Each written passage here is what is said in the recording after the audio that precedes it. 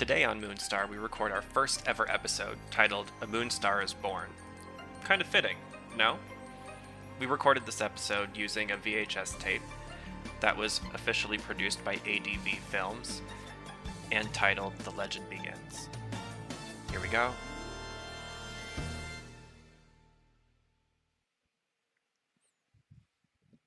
The Legend Begins, Sailor Moon. Okay, this is exciting. I've been thinking about doing this for a little while, and I kind of went back and forth about it, and ultimately I decided, because my inner child will not leave me alone about it, I kind of need to just do it for him, and whatever happens, happens. So I'm trusting him, and we are going to go on this journey together.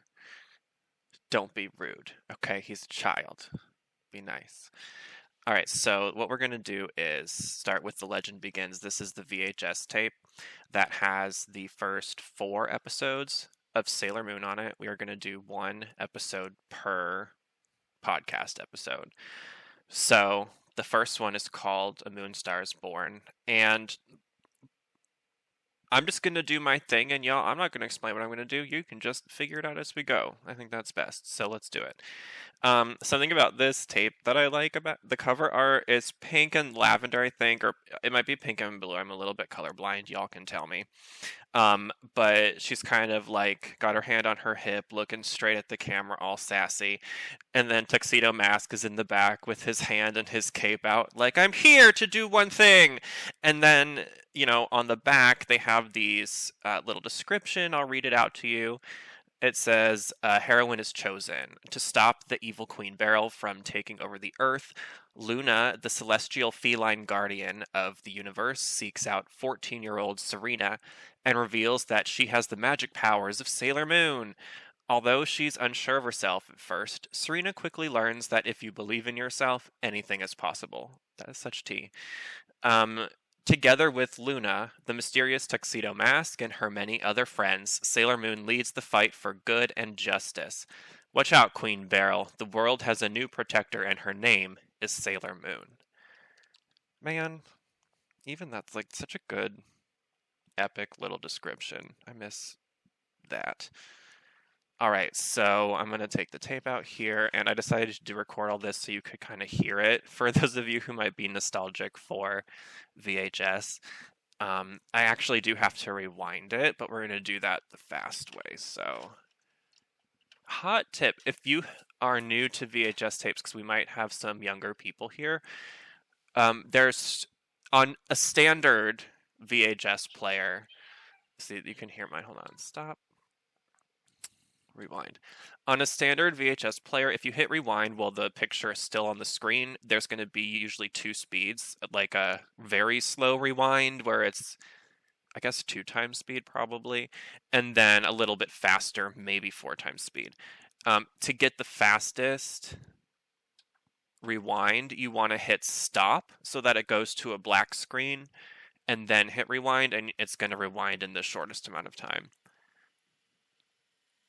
I don't know if you guys can hear it rewinding.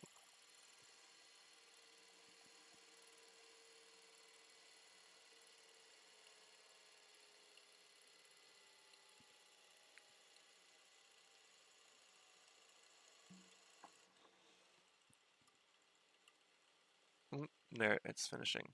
See, that wasn't that bad. I think it's done.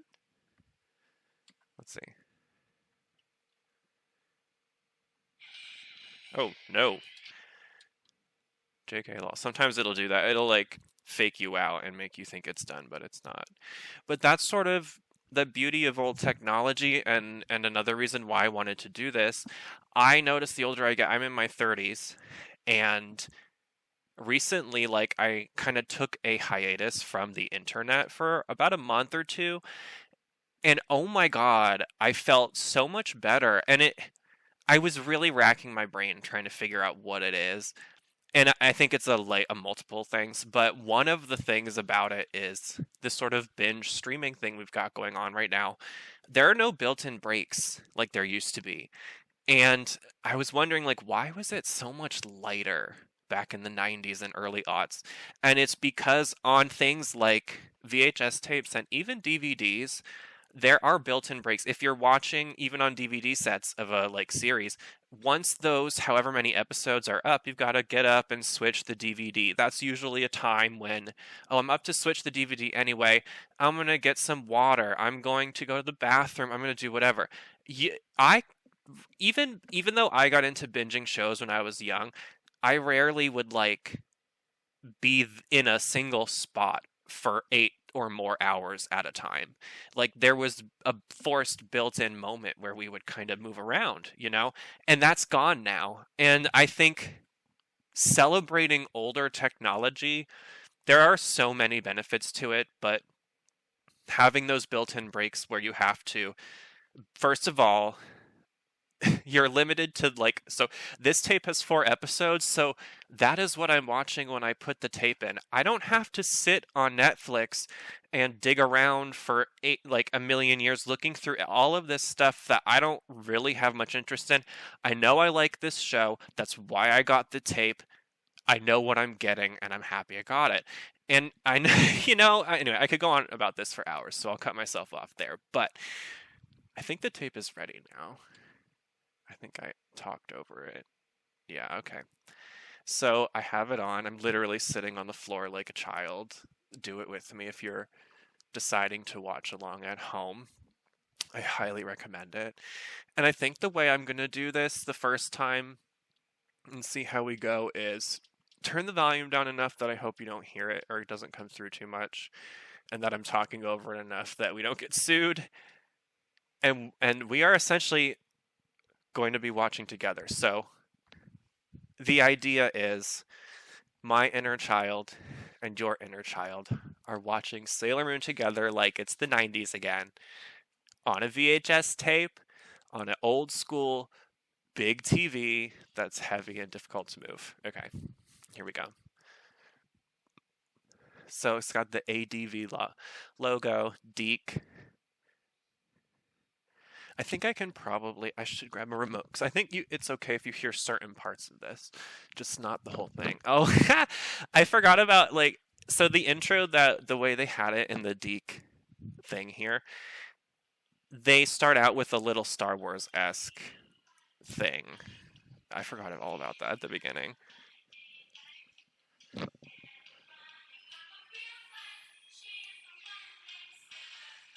If you hear weird sounds, I might be like silly dancing to it. Just don't mind me.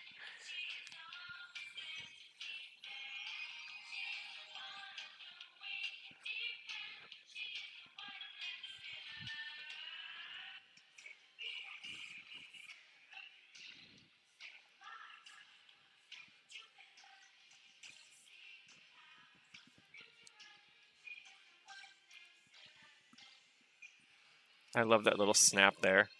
One name, Sailor Moon.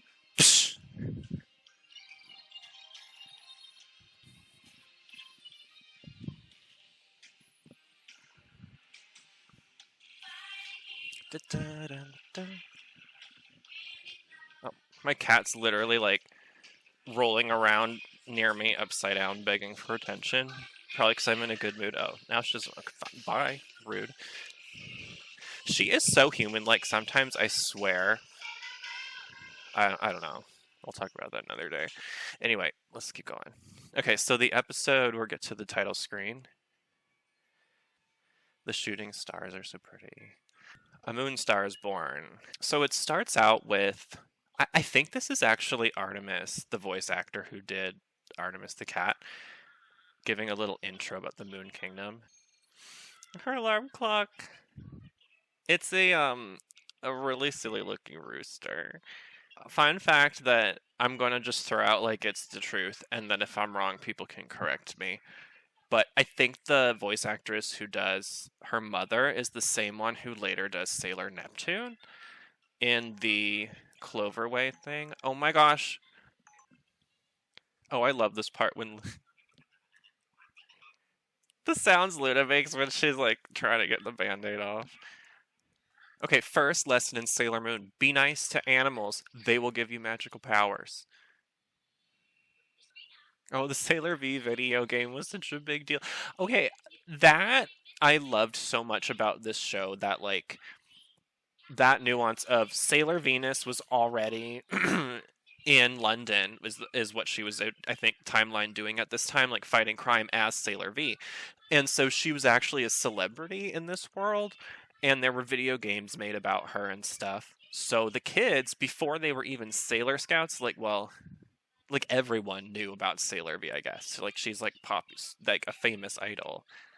I think in the manga there was more of an emphasis on her being an idol, if I recall, but it's been a while since I've read them. Melvin is secretly like my favorite, like one of my favorite characters because he's such a sweetie, and I there's something in me that just loves nerds. Like it's always I can't help it. I am one. That's probably why. Molly, her accent. Okay, in the '90s dub, Molly has I think it's a Boston accent that is so fucking charming. Like I've watched portions of the redub that they did of this series, and I do think they did a great job on it. But one thing that is missing for me is the attempt at differentiating between characters that used to be done more in the '90s, and I can recognize as we go through this show, I'm sure we'll come across some things that are like not PC by today's standards, and that's okay because it was created not today. We can talk about that another time. But sorry, Queen Beryl is distracting me. Jadeite. I thought he was so cute when I was a kid. Possibly now too. It's the bad boy thing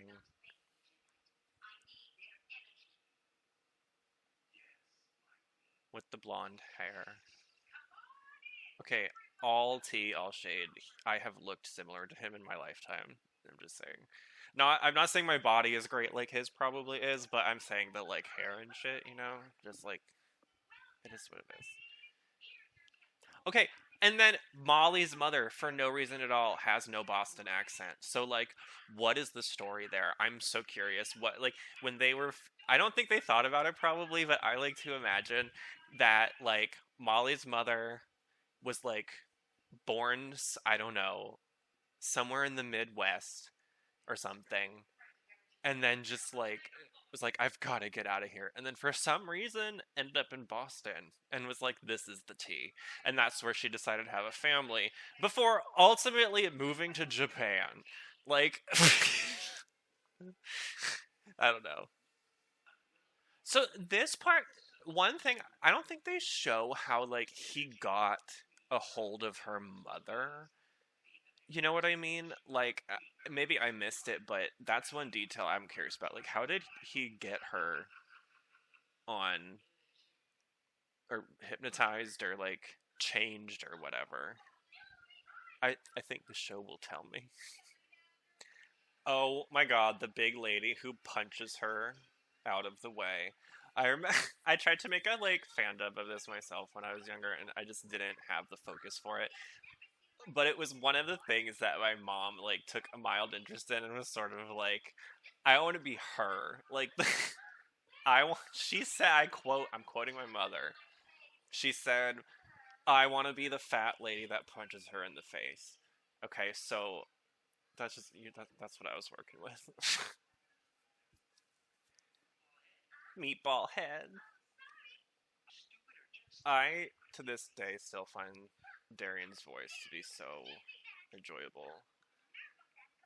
I hear him all the time. But this okay, so whoever does him after this show did just continue to work and work and work. I hear him in like commercials and stuff all the time, and every time I hear him, I'm like, "It's Darian." I can't help it. He's always just going to be Tuxedo Mask for me. Luna creeping on her while she's like wishing she was Sailor V staring at this poster. Oh, bad grades aren't everything. It's okay, Serena. By the way, that was one thing in the new redub. They took away Luna's old lady British accent, and that's kind of what killed it for me a little bit because I was like, it was you. if you're going to be as like honestly condescending as Luna's character is, in English, it has to be a character with some kind of an accent. It's just the way it works. I'm sorry. Like, it just sounds better that way. And I know maybe that don't, like, fine, cancel me for saying that that gives it something more character when everybody doesn't sound the same. But, like, it helps. It just, especially if you're gonna do condescending, like, make it British, you know? It just works best. Oh, everybody's going down. I'm not your mother, Molly, dear.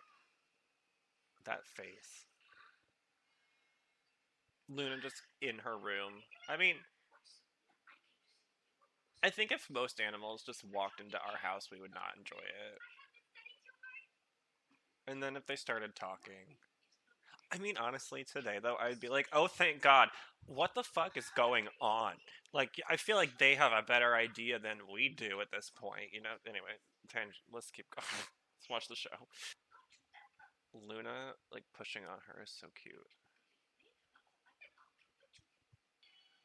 Boop! There's the oh, her first brooch, broach,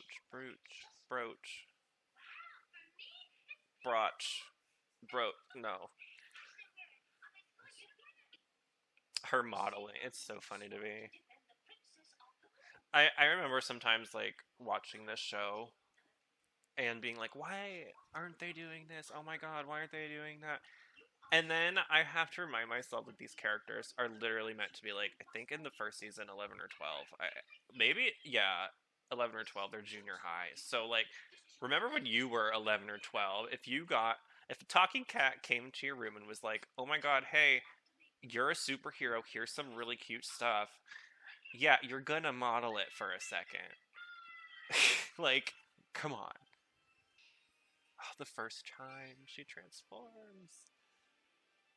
So I think a fun note is the background music used for the first transformation in the deep dub is different from every other time she transforms, from what I remember.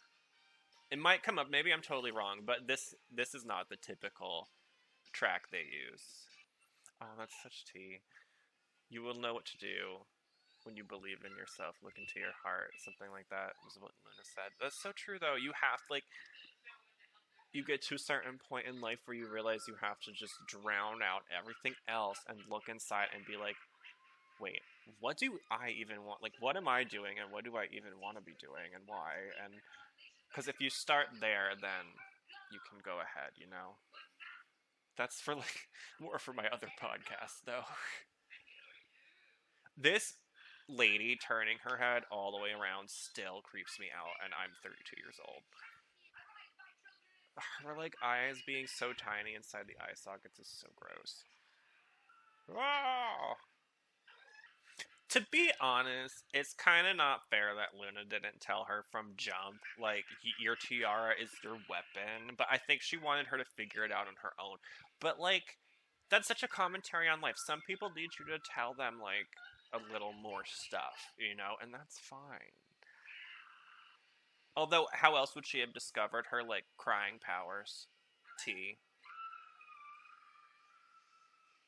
Tuxedo's first appearance.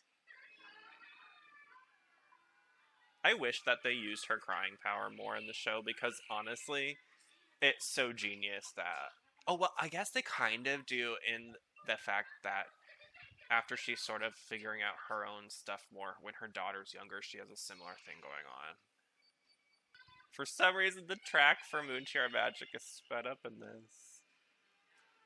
Oh, another thing. They colored the tiara more white in this version, and it's like kind of a more yellow tint in the original. I don't know why they did that. I personally, it's prettier to me in the way it looks in this, but to be fair, he did a lot because he came in it when she needed him and was like, hey, you got this, it's all good. And then also, it kind of does make sense why she becomes so infatuated with him after that, because it's like this hunky dude saves your life when you're trying to be a superhero on the first ever time you do it.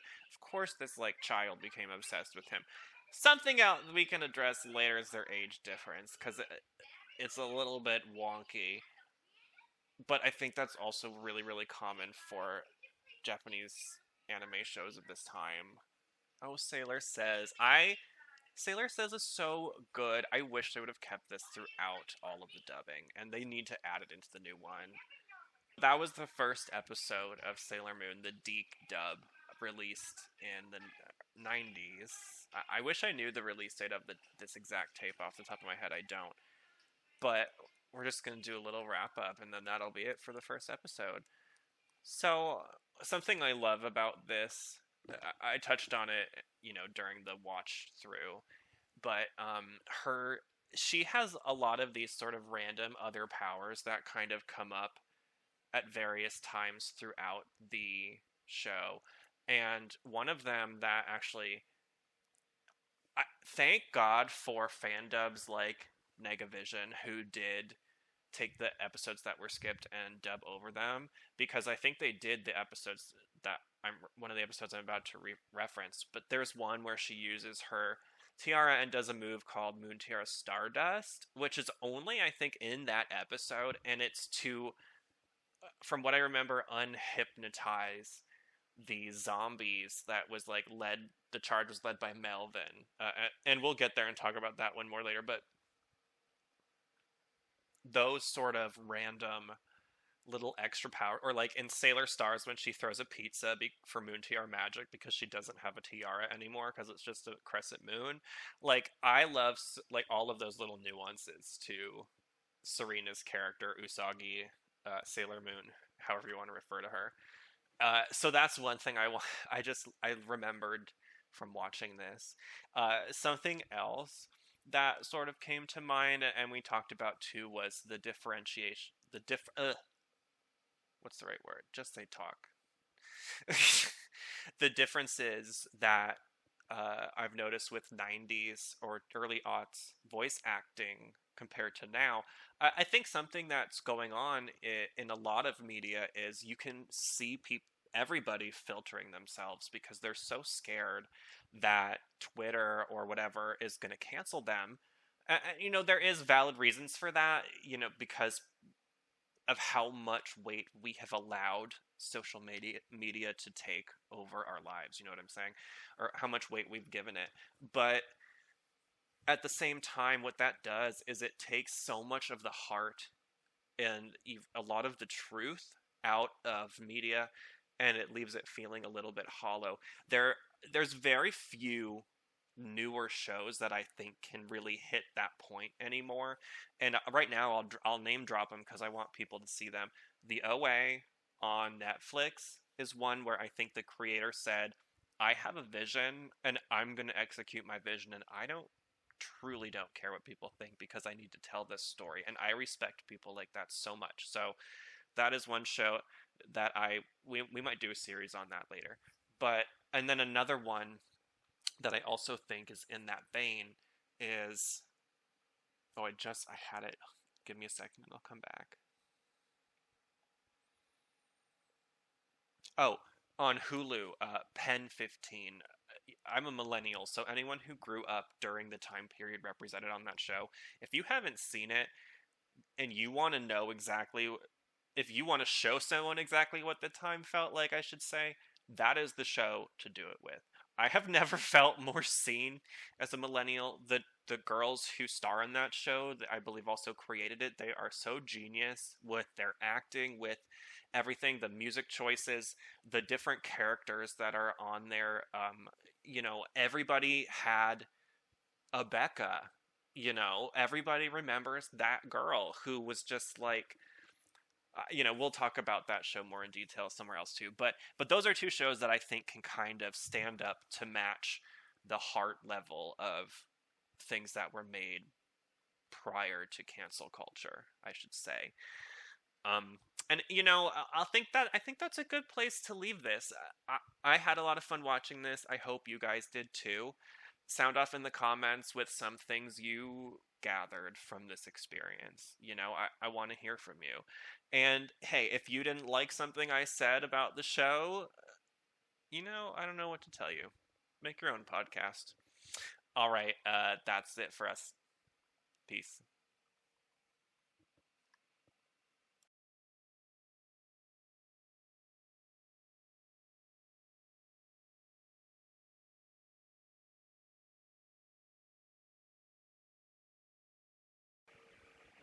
If you liked what you heard today and want to help support Moonstar, please visit our mother website at www.sunshinefarmcollectibles.com.